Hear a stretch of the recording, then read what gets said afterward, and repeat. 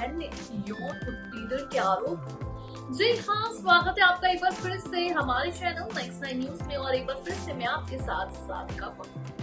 अक्सर हम लोग बॉलीवुड में आए दिन नई नई खबरों के बारे में सुनते रहते हैं, कॉन्ट्रोवर्सीज के बारे में सुनते रहते हैं। हम कहें कि कलाकारों पर ऐसा पहली बार नहीं है कि आरोप लगा है, कई तरह के आरोपों का सामना करना पड़ता है। वहीं बॉलीवुड में शायद ही कोई ऐसा कलाकार होगा जिसने पुलिस स्टेशन के चक्कर न काटे हो। किसी न किसी पर कोई ना कोई तरीके के इल्जाम आरोप लगते ही रहते हैं। वहीं बॉलीवुड में बड़े बड़े कांड होना ये तो आम बात है, लेकिन जितेंद्र जैसे इंसान पर उनकी बहन ही लगा रही है इतना बड़ा आरोप, ये वाकई में बहुत अजीब है, लेकिन ये सच है। इसके लिए जितेंद्र ने थाने में बहुत से चक्कर भी काटे। तो आज इस वीडियो में हम आपको बताएंगे आखिर जितेंद्र की वो कौन सी कॉन्ट्रोवर्सी है जिसके बाद जितेंद्र हुए इतने बदनाम कि हर कोई उनकी बुराई करने लगा और वही मीडिया में सुर्खी पकड़ ली। देखिए ये रिपोर्ट और जानिए आखिर ऐसा क्या हुआ था। एक्टर जितेंद्र के खिलाफ बहन ने लगाए यौन उत्पीड़न के गंभीर आरोप, बोली नशे में की थी हरकत। जी हाँ, बात कर रही हैं हम एक्टर जितेंद्र की। बता दें, जितेंद्र एक विवाद में बहुत बुरे फंस गए थे। 75 इयर्स के एक्टर, इन पर उनकी चचेरी बहन ने यौन उत्पीड़न के आरोप लगाए थे, जिसके बाद हिमाचल प्रदेश पुलिस ने पीड़िता की शिकायत पर उनके खिलाफ FIR दर्ज कर ली थी। बता दें, पीड़िता जितेंद्र की चचेरी बहन है। उनके मुताबिक जब वो 18 साल की थी तब 28 साल के जितेंद्र ने उनसे यौन दुर्व्यवहार किया। वहीं एक रिपोर्ट के मुताबिक पीड़िता ने अपने माता पिता के देहांत के बाद पुलिस में शिकायत दर्ज करवाने का फैसला किया ताकि उन्हें अपने भतीजे की करतूत जानकर दुख ना पहुंचे। पुलिस को की गई शिकायत के मुताबिक जितेंद्र पीड़िता को उसके पिता की परमिशन से फिल्म की शूटिंग दिखाने ले गए थे, जिसके बाद होटल में उन्होंने रात में नशे की हालत में पीड़िता के साथ यौन दुर्व्यवहार किया। शिकायत के बाद पीड़िता और उसके परिवार ने न्याय के साथ अपनी पहचान छिपाए रखने की बात कही। इस पुराने मामले में इतने साल बाद आरोप लगने के बाद जितेंद्र की पर्सनल लाइफ भी चर्चा का विषय बन चुकी है। बता दें, हातिम ताई औलाद हिम्मत वाला जैसी फिल्मों में काम करने वाले जितेंद्र की लव लाइफ भी खूब चर्चाओं में थी। आइए उस पर डालते हैं एक नजर। बता दें, वाइफ शोभा कपूर से शादी करने से पहले जितेंद्र का नाम जया प्रदा, श्रीदेवी और हेमा मालिनी के साथ भी जुड़ा था। शादी तय होने के बाद भी हेमा मालिनी से इश्क करते थे। जब इस बात की भनक जितेंद्र की मंगेतर और बचपन की दोस्त शोभा कपूर को पता लगी तो उन्होंने धर्मेंद्र से इस बारे में बात की और उन्होंने कहा कि वो हेमा मालिनी को समझा ले।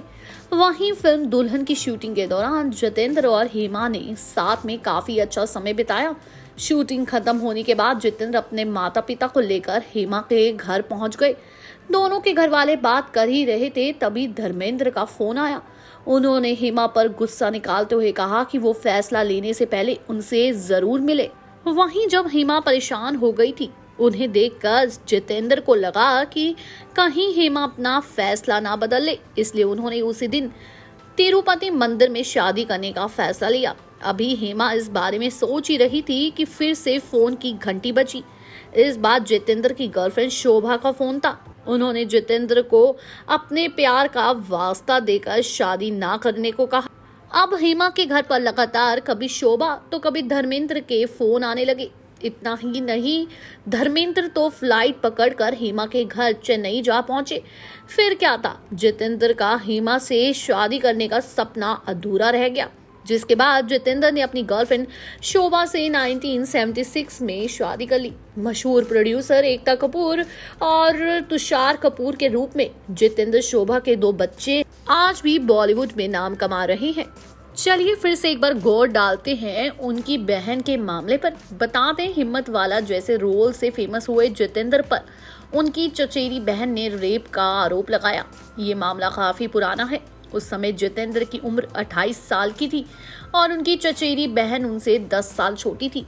इस मामले में हिमाचल प्रदेश में शिकायत दर्ज भी करा दी गई थी। पीड़िता के मुताबिक जितेंद्र पीड़िता को उसके पिता की अनुमति से फिल्म की शूटिंग दिखाने ले गए थे।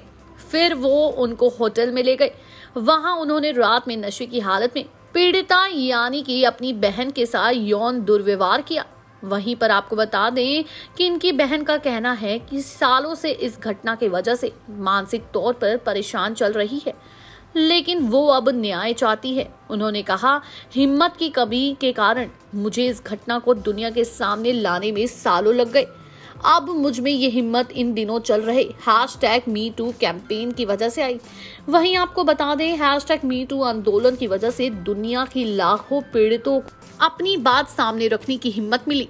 परिवार और रिश्तेदारों द्वारा यौन उत्पीड़न का शिकार होने वाली पीड़ितों ने इस आंदोलन के प्रेरित होकर अपनी आप बीती दुनिया को सुनाई। बता दें कि जितेंद्र अपने दौर के एक फेमस अभिनेता रहे हैं। उन्होंने एयर होस्टेस शोभा कपूर से भागकर शादी की थी। टीवी प्रोड्यूसर एकता कपूर जितेंद्र और शोभा की बेटी, जबकि अभिनेता तुषार कपूर बेटे हैं। शादी से पहले जितेंद्र का नाम श्रीदेवी, हेमा मालिनी सबके साथ जुड़ा, लेकिन इस #MeToo के बाद जितेंद्र फिर से सुर्खियों में आ गए थे। हालांकि ये मामला अब तक कोर्ट में चल रहा है। वहीं जितेंद्र ने इस पर सफाई देते हुए बहुत बड़ी बड़ी बातें कही। उन्होंने कहा, ये सिर्फ मुझसे पैसे ठगने का एक जरिया है, मैंने ऐसा कुछ भी नहीं किया। वहीं ये मामला आपको बता दे 78 इयर्स पहले का है और अब तक ये मामला फिर से कोर्ट पर चल पड़ा है, क्योंकि #MeToo के सारे मामले अभी भी कोर्ट में ही हैं। लेकिन इस बात में क्या सच्चाई है, क्या सबूत है, कोई नहीं जानता। वहीं आपको बता दें कि पीड़िता आज भी न्याय की मांग करती है। हालांकि उन्होंने सामने आने से बिल्कुल भी हिचक नहीं की। उनका कहना है कि काश वो ये पहले कर देती तो जितेंद्र की सच्चाई सबके सामने आ जाती। जी हाँ, #MeToo जब जोरों में आया तो हर किसी ने अपनी कहानियां बताई। किसी ने इसका फायदा उठाया तो किसी ने झूठ बोला। इसके लपेटे में सबसे ज्यादा डायरेक्टर्स, फिल्म प्रोड्यूसर्स और वहीं साथ में कलाकार रहे। आए दिन हम लोगों को नई नई कहानियां सुनने को मिलती थी। आए दिन एक्ट्रेसेस अपनी आप बीती बताती थी। कुछ ने तो आगे आकर बिना डरे साफ साफ अपनी कहानी बताई।